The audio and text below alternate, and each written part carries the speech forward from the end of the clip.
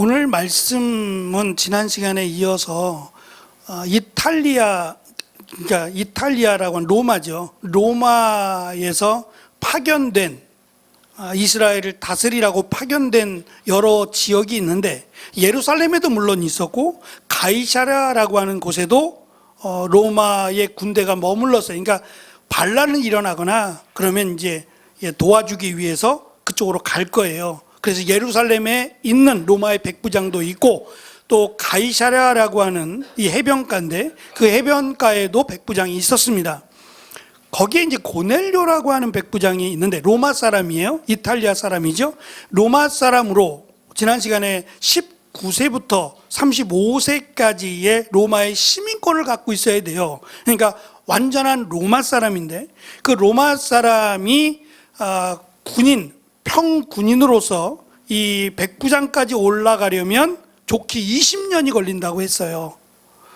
그가 이제 뭐 우리가 흔히 말하는 금수저라면 조금 다른데 그것이 아니라면 그가 군인으로부터 진급해서 백부장까지 올라갔다면 거의 20년가량 시간이 걸렸을 거예요. 그리고 그들은 이미 황제를 신으로 믿어왔고요. 신으로 섬겼어요. 그래서 지난 시간에 보여드린 그 사진에서도 전쟁을 하기 위해서 군대가 이동을 할 때에 두 개의 깃발을 들고 나간다 그랬어요. 하나의 깃발은 그들의 그 군대나 나라를 상징하는 독수리요.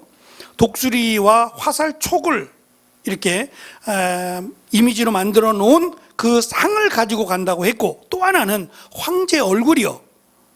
황제의 얼굴을 들고 나가서 이 얼굴이 우리 황제의 얼굴이다라는 것이 아니라 황제가 우리를 지켜줄 것이고 황제를 위하여 전쟁을 한다라고 하는 슬로건이에요.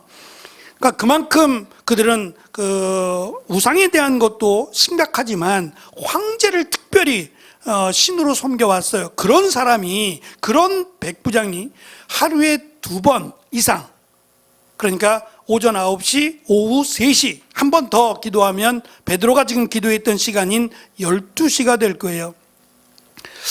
베드로는 유대인이니까 조상부터 하나님을 섬겨왔고 하나님 말씀대로 그렇게 살아왔어요. 태어날 때부터 그렇게 기도하며 살아왔으니까 베드로에게는 특별하지 않을 거예요. 그러나 고넬료는 다르죠. 그가 언제 예수님을 믿었는지는 알 수 없어요. 로마에서부터 믿진 않았을 것 같고 예루살렘 그 가이사랴라고 하는 유대 땅에 왔을 때에 그들이 복음을 접하게 되면서 고넬료뿐만 아니라 가족들까지도 예수님을 믿었다는 것은 정말 쉽지 않은 모습인 것 같아요. 혼자만이 아니라 가족들 또는 고넬료와 가까운 사람들도 예수님을 믿고 초대했다라고 하는 것은 그는 어쩌면 자신의 모든 것을 이를 각오를 가지고 믿고 있는 사람인 것처럼 보여져요. 그가 기도했습니다. 오후 3시에 가장 바쁜 시간이라고 말씀을 드렸어요. 하루의 일과를 마무리하는 시간은 아니고 오침이라는 것이 있다 그랬어요. 너무 뜨겁고 더우니까 낮에 1시간 정도는 일을 하지 않고 전체가 쉽니다. 그리고 나서 2시부터 일을 했다면 가장 바쁜 시간이에요. 근데 그 바쁜 시간에 한 5분 정도 짬을 내서 휴식 시간에 기도한 것이 아니라면 그 기도 시간이 얼마인지는 알 수 없지만 잠깐만 하고 가서 그냥 기도하는 시간을 만들어서 그 짜투리 시간을 기도하고 자기의 일을 하는 것이 아니라 제대로 기도한다면 문제가 될 수 있어요. 지금 백부장이 한 6명 정도 함께 있다 그랬잖아요. 그 백부장들이 서로 경쟁하는 사이예요. 한 사람이 그들 가운데 천부장이 되는 거니까 서로 이제 경쟁 상대, 선의의 경쟁을 한다고 볼 때에도 이 고넬료는 문제가 될 수 있어요. 이스라엘의 하나님을 믿는다더라. 그것도 열심히 일해야 되는 시간에 기도하더라 라고 하는 것이 밝혀지면 천부장은커녕 강등돼서 이등병처럼 병사가 될 수도 있고 아니면 쫓겨가서 거기서 심판을 받을 수도 있어요. 벌을 받을 수도 있다고요. 그런데 그는 마치 익숙한 것처럼 이번이 처음이 아니라 늘 그래왔던 것처럼 오후 3시에 기도를 했고요. 그 기도의 환상 가운데 천사를 만나게 됩니다. 그리고 베드로를 청하라라고 하는 지시를 받고 그가 오후 3시 기도가 끝나고 나서 지금 병사 2사람 그리고 자기 집에 하인 해서 3사람을 지금 가이사라에서 요바로 보냅니다. 거리가 약 50km 된다고 했는데 12시 그 다음 날이에요. 그 다음 날 12시에 베드로가 기도하던 때에 도착한 걸 보니까 마차를 탄 건 아닌 것 같아요. 마차를 탔으면 저녁에라도 도착했을 텐데 마차가 아니라 이 3사람이 걸어왔던 것 같아요. 그래서 저녁 시간에는 어딘가 중간인가 해서 머물고 이른 새벽부터 출발을 해서 지금 12시 정도 됐을 때에 베드로가 기도가 끝나자마자 그들이 집 앞에 당도한 것을 보니까 아마 걸어갔을 것이다 라고 하는 생각이 듭니다. 먼저 3번의 환상이 있었어요. 한 번도 아니고 똑같은 환상이 3번에 걸쳐서 있었어요. 그래서 제가 왜 3번일까? 강조하기 위함이기도 한데 왜 3번일까? 라고 고민하면서 베드로에게는 성경에 기록된 베드로에게는 이 3번이라고 하는 숫자가 몇 번에 걸쳐서 사용이 돼요. 먼저는 베드로가 예수님께서 닭이 울 때에 내가 나를 부인하리라 하신 말씀이 있죠. 그때 그 말씀대로 베드로가 3번에 걸쳐서 예수님을 부인해요. 나는 그를 알지 못한다 라고 하며 3번을 부인하고 예수님이 부활하시고 나서 제자들에게 나타나셨어요. 제자들을 모으신 게 아니고 찾아가서 만나 주셨는데 예수님이 십자가에 달려 죽으시고 갑작스럽게 이제 시간이 부족했어요. 예수님이 그 다음 날이 이제 안식일이 되니까 예수님이 돌아가신 날이 금요일인데 이 금요일 날 돌아가시고 나서 시간이 얼마 없어요. 오후에 돌아가시고 나서 한두 시간 지나면 바로 안식일이 되니까 서둘러서 장사를 치러야 돼요. 그러니까 장사하는 순서들이 있는데 씻기고 옷을 갈아입히고 하는 순서들이 있지 않겠어요? 아무리 죄인이라고 해도. 근데 이 시간이 부족했어요. 그래서 그냥 예수님 돌아가시자마자 그냥 세마포라고 하는 것으로 둘둘둘 말아가지고 아리마대 요셉이 자기가 쓰려고 준비했던 무덤인데 이 무덤이 좀 커요. 그래서 무덤을 이렇게 막아놓은 돌을 굴려서 거기다가 이 무덤을 쓰십시오라고 해서 그 무덤에다가 예수님의 시신을 놓고 문을 닫아버렸어요. 그리고 나서 예수님이 살아계실 때에 죽고 나서 다시 살아난다라고 했던 것을 기억을 했어요. 그러니까 이것대로 제자들이 시신을 훔쳐다가 예수님 부활했다라고 말할까봐 아예 도장을 찍어버렸어요. 종이를 붙여놓고 이 문은 열지 마라, 열 수 없다라고 하는 글씨를 써서 도장을 찍고 이 돌문에다가 붙여놨단 말이에요. 그런데 문제는 제자들이 예수님 부활하신다는 걸 아무도 믿지 않았어요. 아무도 믿지 않았으니까 예수님이 죽으시고 나서 한 번도 무덤가에 가지 않았어요. 부활하신다 말씀하신 그 새벽에도 제자들은 가지 않았고 여인들이 예수님을 따라서 십자가에 달리실 때도 있었던 그 여인들이 예수님을 저렇게 보내면 안 되는데 그래서 향품을 샀다 그랬어요. 믿음이 없죠?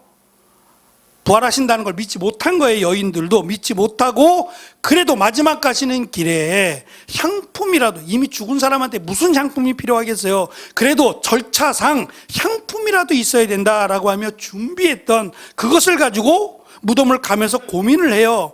이 돌문을 열 수 있을까? 저들이 지키고 있는데 24시간 지키고 있는데 저걸 어떻게 향품을 예수님 시신에다 놓을 수 있을까? 이제 그 고민을 하는 거예요. 저걸 좀 잠깐 굴려달라 그럴까? 우리 힘으로는 안 되는데? 라고 하며 여러 가지 이제 고민 중에 갔는데 문이 열려 있어요. 돌이 굴러가서 무덤 문이 열려 있고 예수님의 세마포, 예수님의 시신을 감쌌던 그 세마포라고 불려지는 것이 개켜 있더라. 옛날 성경에는 그렇게 돼 있어요. 개켜 있더라고 돼 있어요. 그게 자칫 오해하면 우리가 빨래를 다 마르면 개우잖아요. 개운다는 말을 쓰죠.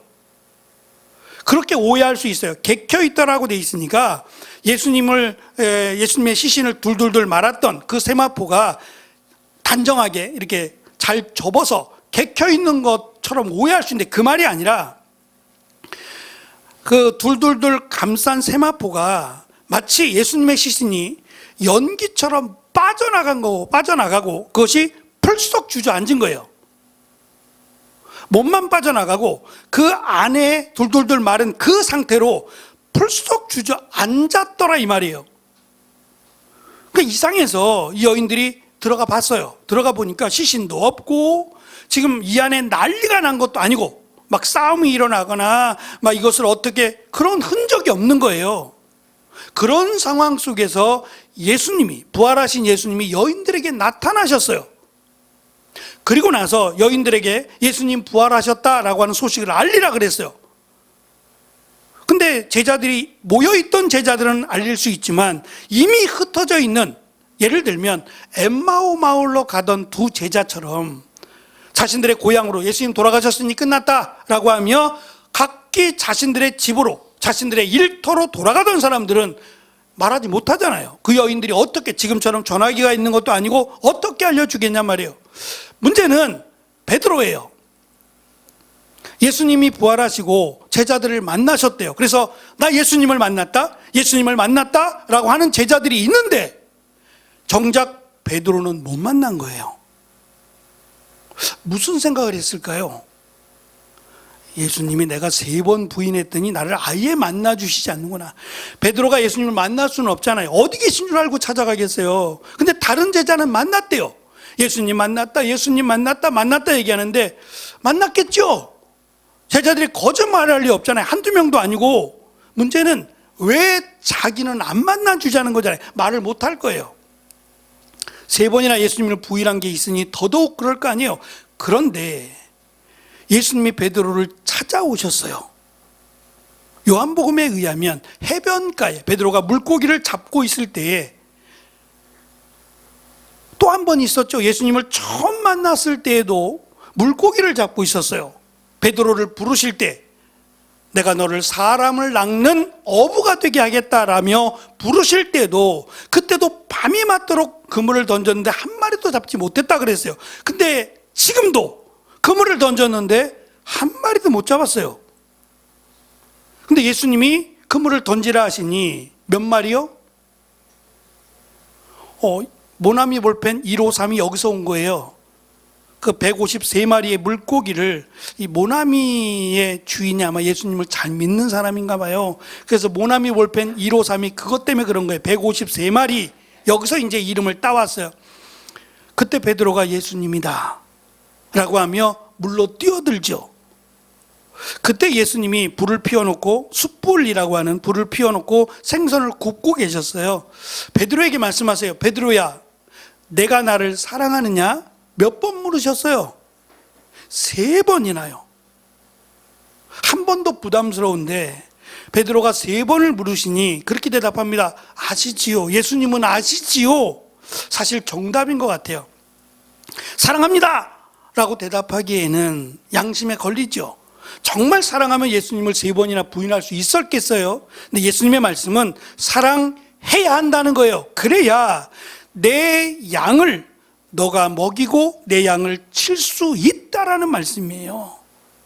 베드로는 그것을 잊지 못할 겁니다. 평생을 잊지 못할 거예요. 그리고 나서 베드로가 이제 성령을 받고 나서 사람이 변했어요. 정말 예수님을 메시아로, 하나님으로 믿는 사람이 됐어요. 그것이 사도행전의 시작이었어요. 그리고 또 3번씩이나 지금 환상이 보였는데 제가 이 말씀을 생각하면서 그 생각이 들었어요. 베드로의 고집이 정말 대단하구나. 성격도 급할 뿐만 아니라 고집이 보통이 아닌 것 같다. 보통 한 번 보여주고 2번 정도 보여주면 네, 알겠습니다 말하지 않나요? 한번 스스로 돌아보세요. 나는 고집이 좀 세서 3번 정도는 보여주시고 3번 정도는 말씀해 주셔야 그 말씀에 순종하는가? 한번 스스로 한번 생각해 보세요. 이광우 집사님은 고집이 좀 세신 것 같아요? 아니, 대답 안 하셔도 돼요. 스스로 한번 생각해 보세요. 나는 3번 정도는 보여주셔야 돼. 베드로는 그랬던 것 같다고요. 3번 정도를 보여주셨는데도 베드로가 이 환상이 끝나고 나서 도대체 이게 뭐지? 왜냐하면 요리를, 그러니까 부정한 것들로, 파충류나 이런 것들도 있는데 이 부정한 것, 대표적인 것이 돼지예요. 유대인들에게는 부정한 짐승 가운데 대표적인 짐승이 돼지였으니까 이 돼지를 요리해 가지고 먹으라는 게 아니에요. 환상은 이것이 살아있는 거예요. 살아있는 걸 먹으라는 거예요. 어떻게 먹어요? 그렇지 않겠어요? 푸드덕거리는 닭을 잡아먹으라 그러니 저걸 잡는 것도 싫을 뿐만 아니라 이것을 요리해서 먹으래요. 그러니 더더욱 싫지 않겠어요? 차라리 음식이면 모르고 먹으면 먹을 수 있겠는데 알고 그것을 잡아서 요리를 어떻게 하냔 말이에요. 근데 요리까지 해서 그것을 먹으라고 하시니 더더욱 놀랄 수밖에 없고, 저는 이것을 한 번도 먹어본 적이 없어요. 지금까지 안 먹었고 앞으로 안 먹을 겁니다 라고 말을 한 거예요. 그런데 내가 이것을 먹으라고 했으니, 하나님이 먹으라고 했을 때에는 베드로를 골탕 먹이기 위해서 먹으라는 게 아니에요. 골탕 먹이기 위해서가 아니라 내가 거룩하니까 너에게 준 거 아니냐. 그러니 이것을 기쁨으로 먹으라는 거예요. 베드로는 이것이 환상인 줄 알았고요. 이것이 정말 음식을 먹는 것이 아니라 상징적인 의미가 있다는 걸 깨달았어요. 제가 오늘 말씀을 보면서 그런 생각이 들었어요. 이 말씀이 중요한 것은 지금 백부장 고넬료가 기도했고요. 그 기도 가운데 환상이 있었고 베드로가 기도했어요. 그리고 그것이 환상 가운데 있었어요. 무슨 말이냐면 앞에서 루다라고 하는 곳에 가서 루다의 애니아라고 하는 사람, 8년 동안 중풍병으로 고생한 사람, 믿음의 사람인데 이 사람을 고치는 일이나, 더 나아가 요빠에서 여제자인 다비다가 죽었어요. 병으로 죽었는데 그 다비다를 살린 일이나, 또 백부장 고넬료를 만나고 그의 집으로 가서 복음을 전한 일이나, 이 모든 것들이 다 단순히 베드로의 계획이나 베드로의 능력이 아니라 기도와 관련되어 있다는 거예요. 루다를 만난 일이나 애니아를 고치는 거나 다비다를 고치는, 살리는 일이나 고넬료를 만나 복음을 전하는 모든 일은 지금 베드로가 정한 시간에 기도하고 있었잖아요. 그것과 결코 무관하지 않다는 거예요. 일은 하나님이 하신다는 거예요. 고넬료도 베드로도 하나님이 만나게 하시고 일을 이루어 가시는 일들은 기도를 통해서 이루어가고 있다는 거예요. 2024년 우리 교회에게 주신 우리 교회의 비전, 우리 교회의 기준되는 말씀이 뭐죠? 감사합니다. 기도하란 얘기예요.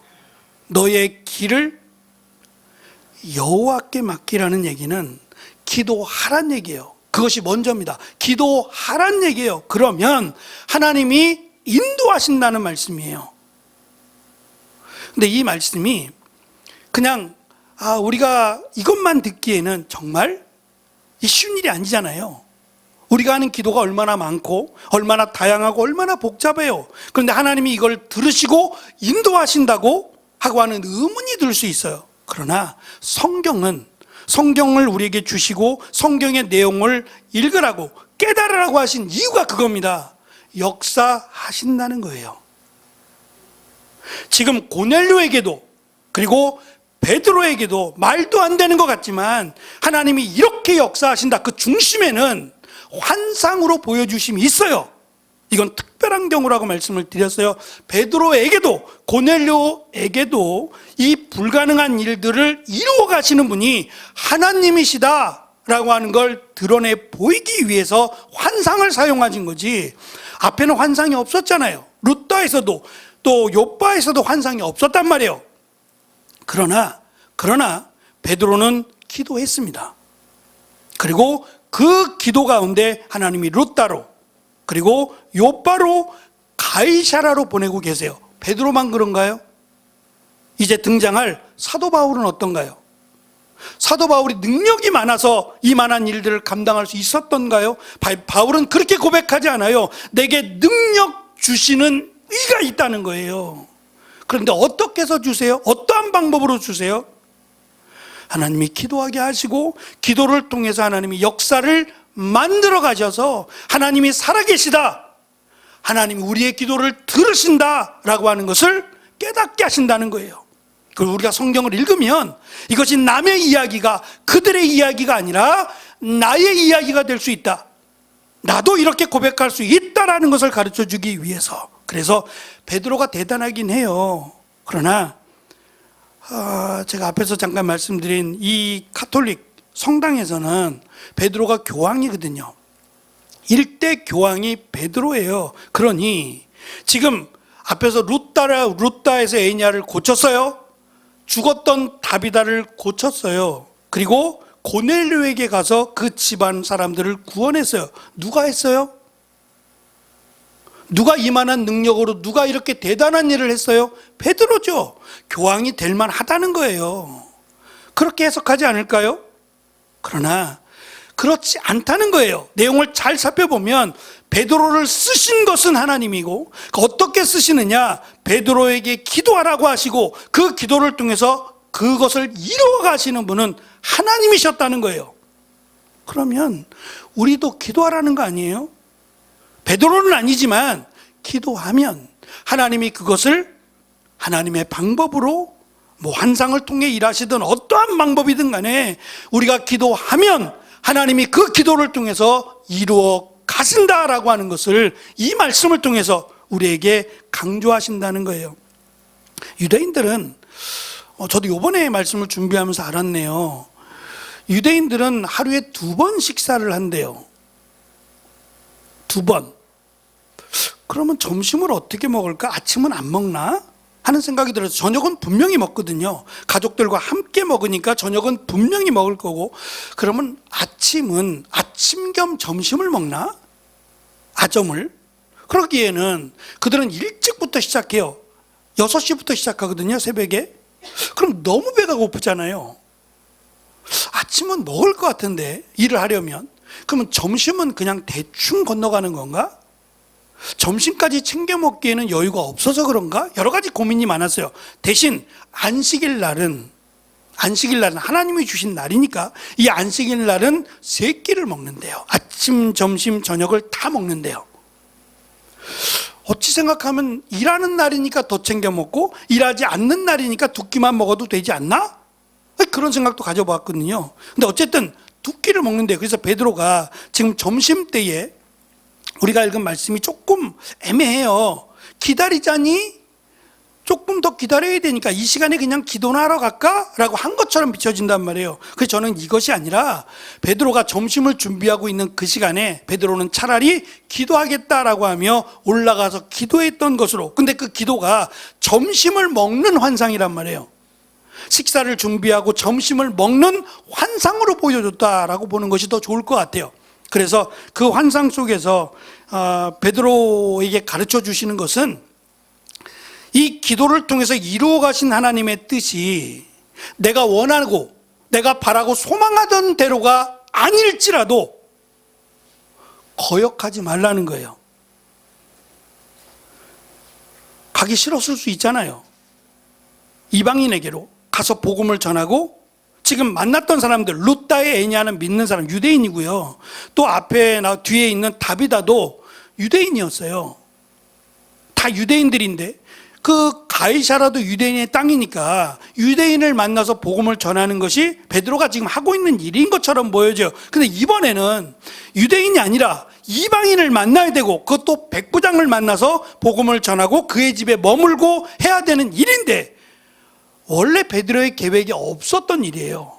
근데 그 일을 만드시고 그 일을 행하게 하시는 분이 하나님이시라면, 베드로는 이것을 거룩하지 않아, 이방인들과 함께 머무는 것도, 이방인과 함께 식사하는 것도 하나님이 원하지 않아 라고 생각을 했을 거란 말이에요. 근데 하나님은 아니라고요. 이미 예수 그리스도를 믿음으로 더 이상의 하나님과의 벽은 없어요. 그러니까 예수님을 믿는 모든 사람은 다 하나님의 자녀입니다. 사람의 기준에서는 글쎄요, 어떻게 평가할지 모르겠어요. 저는 이것이 하나님 앞에 거룩하지 않아요. 그 사람의 지식이 얼마나 높고 그 사람의 신분이 얼마나 크고 또 그 사람이 가진 재산이 얼마나 많고 적음에 따라서 사람들은 자꾸 편가르기를 하려고 그래요. 그래서 있는 사람들은 아파트 안에 임대 아파트가 있는 걸 그렇게 싫어해요. 집값 떨어진다고. 이걸 왜 만들어놨냐고. 수준 떨어지게. 이게 하나님 앞에서 얼마나 무서운 말인가 모르겠어요. 한 공간 아래 사는 게 싫다는 거 아니에요. 저는 이 모습이 너무 안타까워요. 이게 하나님 앞에 얼마나 잘못된 생각이고 얼마나 무서운 생각인지 모르겠어요. 하나님의 나라는 하나님이 주인이에요. 하나님이 허락하셔야 들어가는 하나님의 나라입니다. 누구도 마음대로 출입할 수 없어요. 근데 그 하나님의 나라는 하나님이 보내신 하나님이신 예수 그리스도께서 우리의 죄를 대신하여 죽으시고 부활하심으로 그를 믿는 자에게만 허락하셨다 그랬어요. 비록 내가 세상에서는 저 사람과 함께 있는 게 싫어,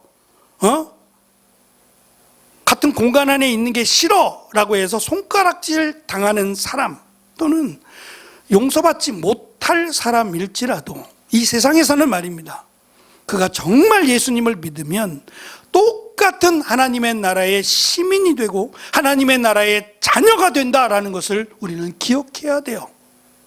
그래서 마치 내가 하나님인 것처럼 사람을 평가하고 저 사람이 가진 것, 저 사람의 삶을 통해서 내가 이러쿵저러쿵 평가하는 것이 하나님이 되는 것과 같은, 하나님이 결코 해서는 안 된다라고 하는 죄라고 하는 것을 잊지 말아야 할 겁니다. 그래서 오늘 말씀은 베드로니까 할 수 있었던 일이기도 하지만 베드로뿐만 아니라 우리에게도 맡기신, 우리도 할 수 있는 일이어야 되고, 또 한 가지는 기도를 통해서 하나님이 역사하신다는 거예요. 베드로를 이끌어 가시는 것은 하나님이시고 이끌어 가시는 방식은 기도였어요. 적어도 하루에 3번, 유대인이 아니더라도 하루에 2번씩 정도는 기도하면서 하나님 내 길을 인도해 주세요. 제가 이런 문제를 가지고 지금 고민하고 있고 어려움이 있어요. 하나님 도와주시고 하나님이 선히 인도해 달라고 기도해야 합니다. 그리고 그 기도를 통해서 하나님이 살아계시다, 하나님이 나를 사랑하시고 인도하신다라고 하는 것을 볼 수 있도록. 말씀을 준비하면서 제가 수요일날 우리가 욥기를 진행하는데 욥은 의로운 사람이에요. 그럼에도 욥이 정말 이루 말할 수 없는 고통과 어려움을 겪죠. 그래서 욥이 말합니다. 하나님이 어디 계시냐고, 정말 하나님이 나를 사랑하시긴 하는 거냐고 이렇게 원망 아닌 불평을 해요. 우리가 그가 되면 우리도 그러지 않겠나 싶을 만큼 처참합니다. 그런데 왜 하나님은 욥에게 침묵하실까? 왜 욥을 빨리 회복시켜 주지 아니하시고 이런 어려움 가운데 자녀들이 다 죽고 그가 정말 너무 고통스러워서 육신의 고통으로, 질병으로 인해서 왜 이렇게 고통을 주실까에 대해서 많은 고민이 있을 겁니다. 제가 지금 읽고 있는 그 하나님의 침묵이라고 하는 책 5번째, 하나님의 뜻대로 하는 기도라고 하는 타이틀에 이러한 내용이 있어요. 요셉에 대한 이야기인데, 요셉이 하나님의 사랑을 받아요. 그래서 하나님이 꿈을 주세요. 이 꿈이 얼마나 대단하냐면 개꿈이 아니고요, 이 꿈이 앞으로 일어날 일에 대한 예언의 꿈들이에요. 놀랍지요? 무슨 꿈을 주셨으면 좋겠어요? 하나님이 나에게 앞으로 일어날 일에 대한 꿈을 주신다면 어떠한 꿈이면 좋겠어요? 문석환 집사님, 어떠한 꿈을 좀 주셨으면 좋을까? 번호를 좀 주시면 좋지 않을까? 한 8자리 되는 번호만 주시면 맞아요. 우리는 그런 생각을 한단 말입니다. 하나님이 주실 꿈이라면, 앞으로 일어날 꿈들은 이 꿈을 통해서 좀 나에게 큰 유익이 될 만한 그런 걸 원하지 않겠어요? 솔직히 인간적으로 보면. 근데 요셉에게 주신 꿈은 앞으로 되어질 일이긴 한데 그 꿈이 당장 이루어지는 꿈은 아니에요. 멀리 일어날 꿈, 몇십 년 뒤에 일어날 꿈들이었어요. 근데 이 꿈들을 들은 형제들, 배다른 형제들은 싫어요. 우리가 너한테 절한다고? 엄마 아빠가 너한테 절한다고? 이게 말이나 되는 일이냐고 하며 이 꿈대로 되나 보자 라고 작당을 하고 팔아버립니다. 애굽이라고 하는 나라의 노예로 팔아버렸어요. 근데 성경은 이상하게도 그가 형들에 의해서 팔려 노예로 가고 또 자기가 섬기는 주인 보디발이라고 하는 장수의 부인이 유혹을 해서 그 유혹을 뿌리치는 과정에 죄를 덮어 씌워서 감옥에 들어가요.